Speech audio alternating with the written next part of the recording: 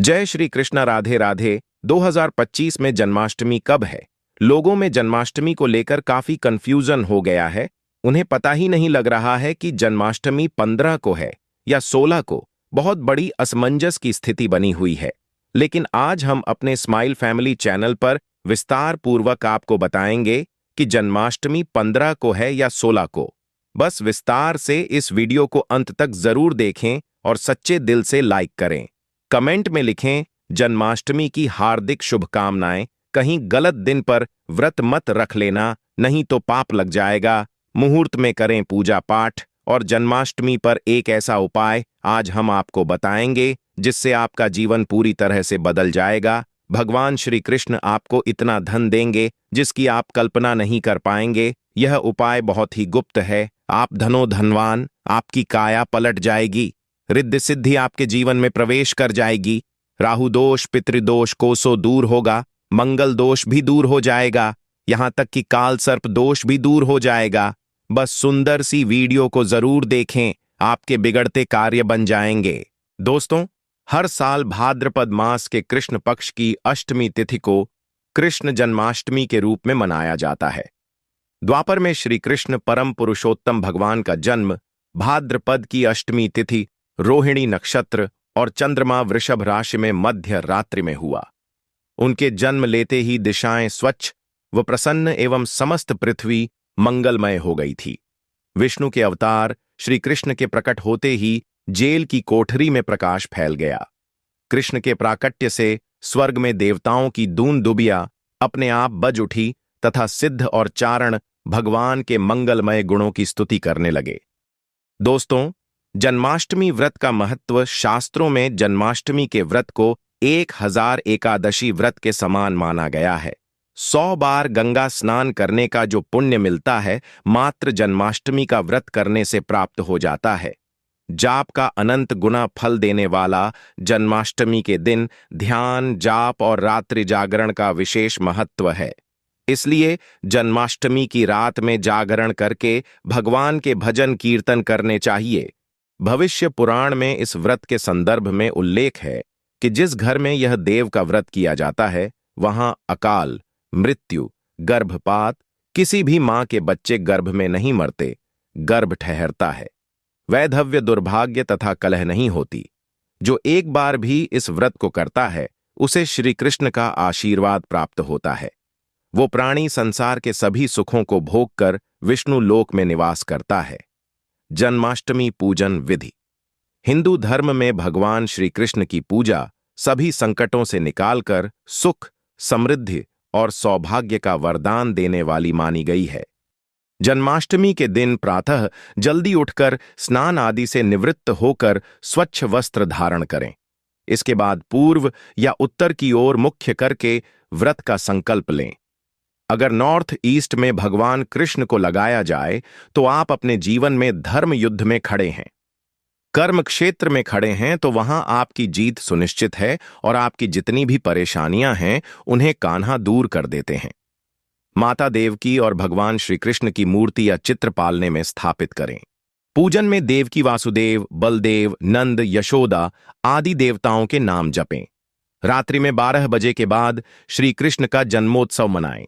दोस्तों, जन्माष्टमी पर कान्हा को पीले चंदन या फिर केसर का तिलक जरूर लगाएं। साथ ही साथ उन्हें मोर का मुकुट और बांसुरी जरूर अर्पित करें। लड्डू गोपाल को पंचामृत से अभिषेक कराकर भगवान को नए वस्त्र अर्पित करें एवं झूला झुलाएं। तुलसी डालकर माखन मिश्री व धनिये की पंजीरी का भोग लगाएं। तत्पश्चात आरती करके प्रसाद को वितरित करें। दोस्तों, कृष्ण जन्माष्टमी कब है? हर साल जन्माष्टमी की तिथि को लेकर कंफ्यूजन रहता है। आइए जानते हैं साल 2025 में जन्माष्टमी कब है।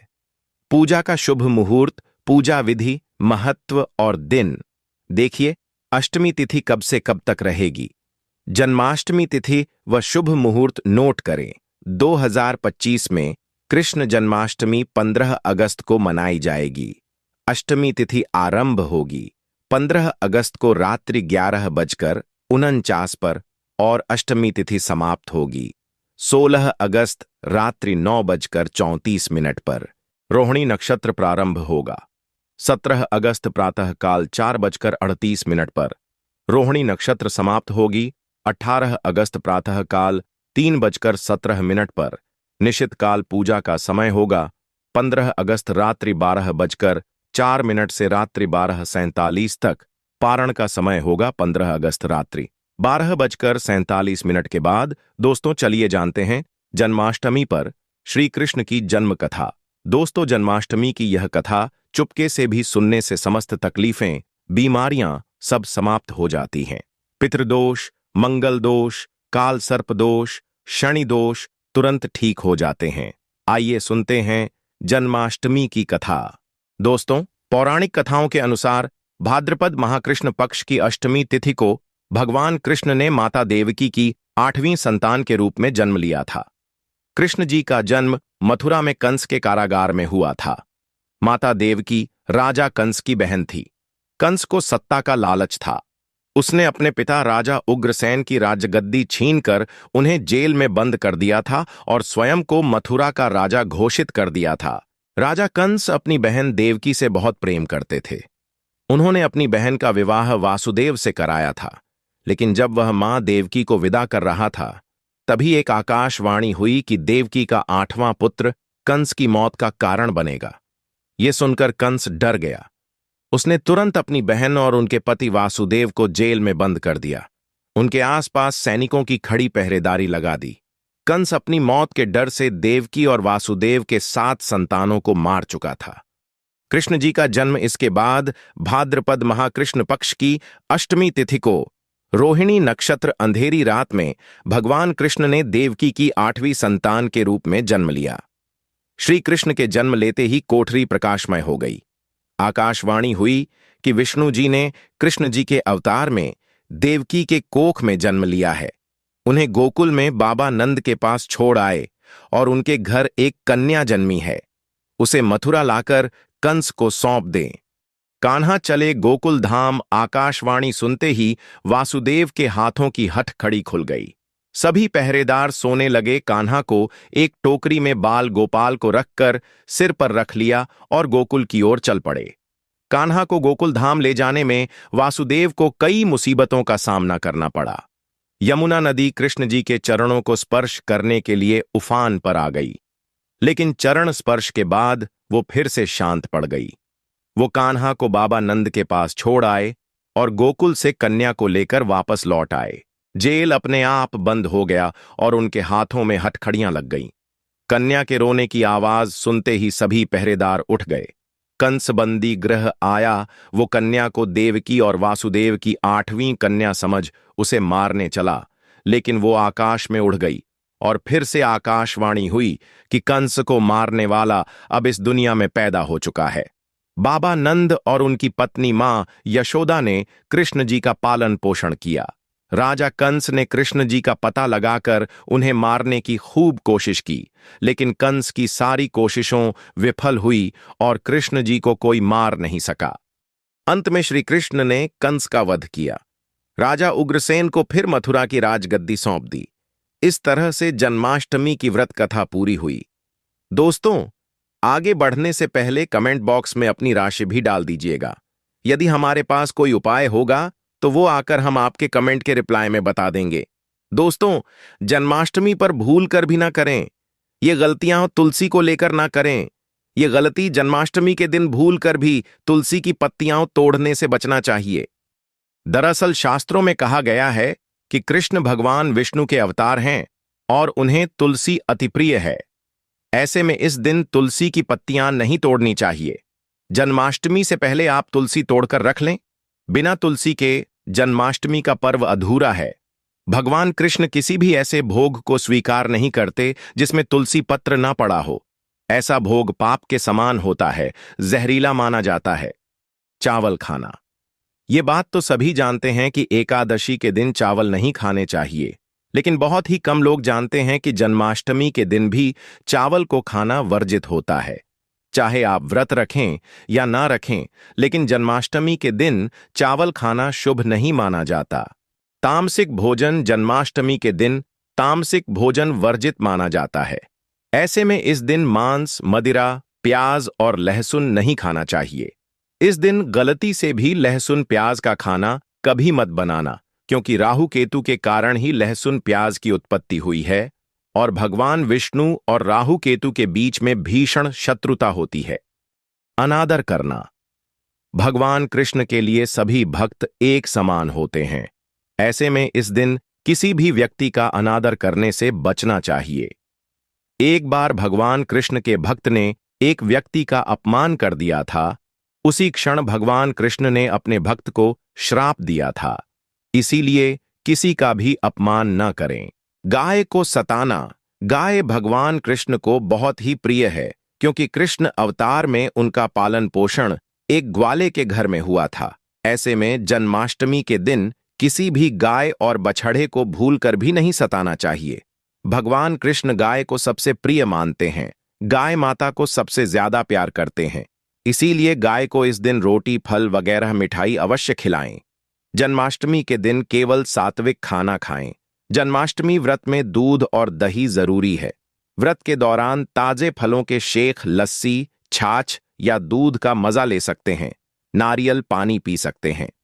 जन्माष्टमी के दिन पेड़ों को काटना भी अशुभ माना जाता है। श्री कृष्ण हर चीज में बसते हैं और हर चीज उनमें बसती है, बल्कि हो सके तो इस दिन ज्यादा से ज्यादा पेड़ लगाने चाहिए। इससे घर और परिवार में सुख और शांति बनी रहती है। भगवान कृष्ण सदा पीपल के वृक्ष में रहते हैं। पीपल वृक्ष पर जन्माष्टमी पर जल अवश्य अर्पित करें। इससे वो प्रसन्न जल्दी होते हैं। दोस्तों, जन्माष्टमी के दिन ब्रह्मचर्य का पालन करना अनिवार्य होता है। इस दिन पूरे पवित्र मन, तन से भगवान की पूजा करनी चाहिए। कम से कम इस दिन पत्नी से दूर रहना चाहिए।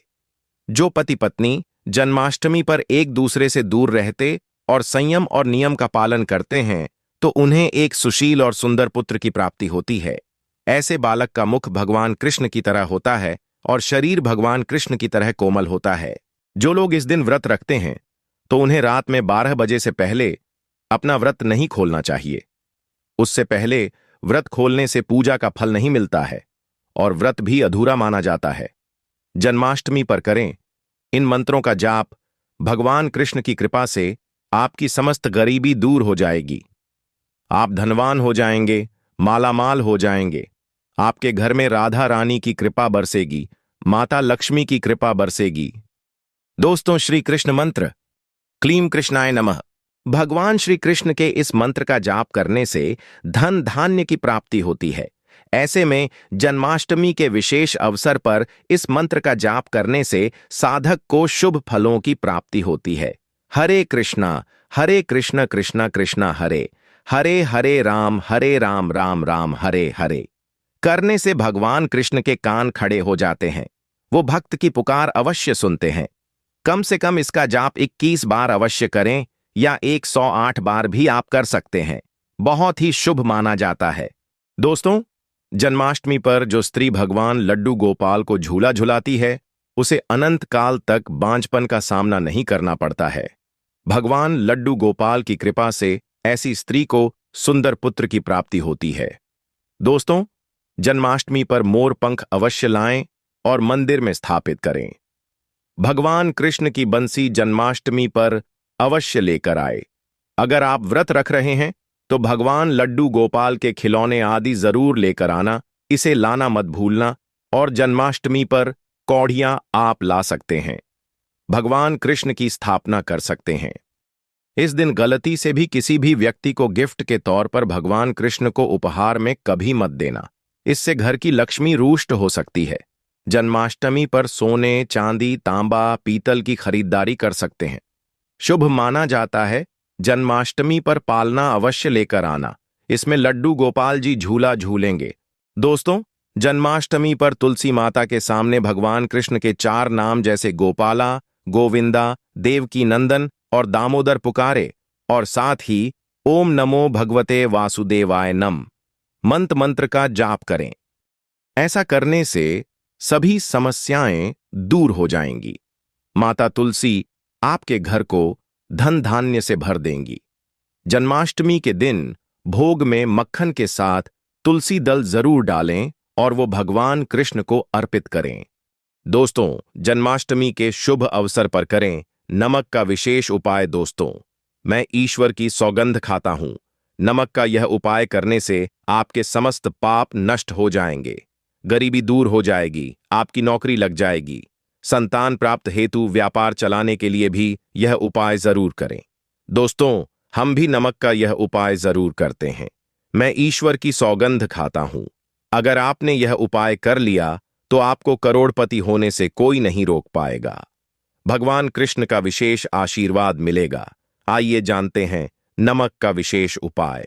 दोस्तों, उपाय है एक नमक का पैकेट, 50 ग्राम सूखी लाल मिर्च, 500 ग्राम चावल, 100 ग्राम उड़द की दाल, 250 ग्राम आटा और 11 रुपए की दक्षिणा तथा एक पानी की बोतल और 5 रुपए के काले तिल। बस इतनी सी सामग्री एक थैली में एकत्रित कर लें।